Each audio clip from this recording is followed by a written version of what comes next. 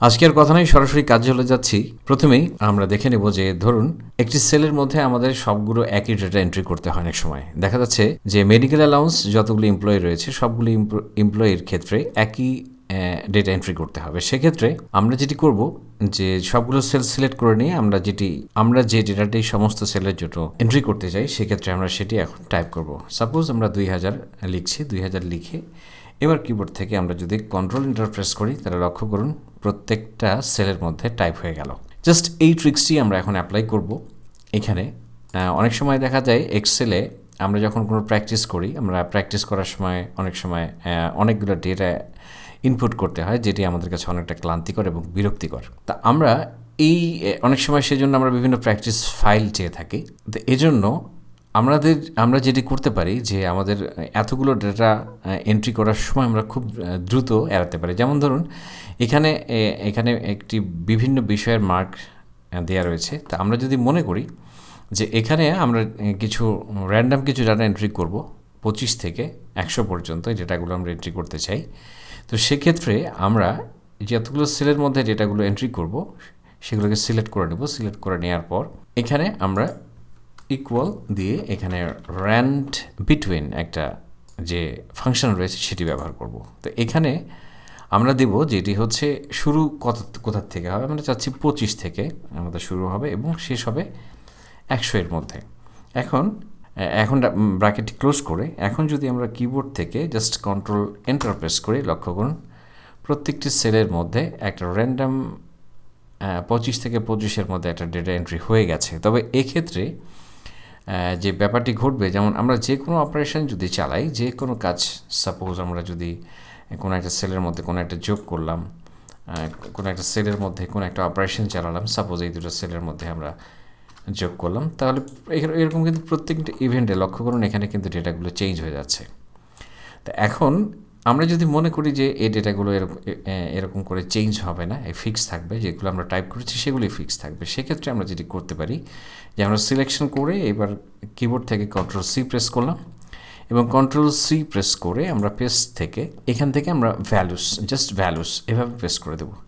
এখন লক্ষ্য করুন, এখন আমরা যদি এখানে কোনো একটা ইভেন্ট জেনারেট করি, যে কোনো ইভেন্ট, এখানে আবার এই দুটো সেলের মধ্যে আমরা যোগ করে দিচ্ছি, এখন কিন্তু এই ডেটাগুলো চেঞ্জ হচ্ছে না। তাহলে আমরা দেখলাম যে অনেক সময় আমরা যে বিভিন্ন সময় এক্সারসাইজ ফাইল চেয়ে থাকি ডেটা এন্ট্রির হাত থেকে রক্ষা পাওয়ার জন্য, সেক্ষেত্রে আমরা আমাদের মতো করে আমাদের নির্দিষ্ট একটা রেঞ্জের মধ্যে ডেটাগুলোকে এভাবে এই র্যান্ড বিটুইন ফাংশনটি ইউজ করে আমরা সেটি খুব দ্রুত করতে পারি। এবার চলে যাচ্ছি, আমরা এক্সেলে যোগ করে নিই এমন ব্যক্তির সংখ্যা আসলে পাওয়া যাবে না।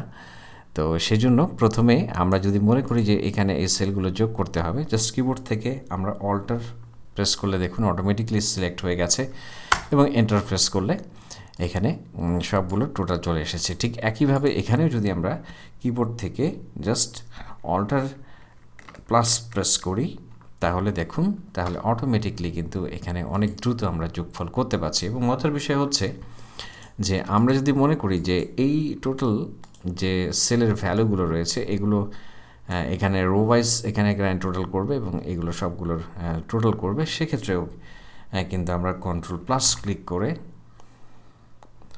আমরা অল্টার প্লাস ক্লিক করে আমরা কিন্তু সবগুলো অনেক দ্রুত যোগ করতে পারছি। এবার আমরা তৃতীয় ট্রিক্সে চলে যাব।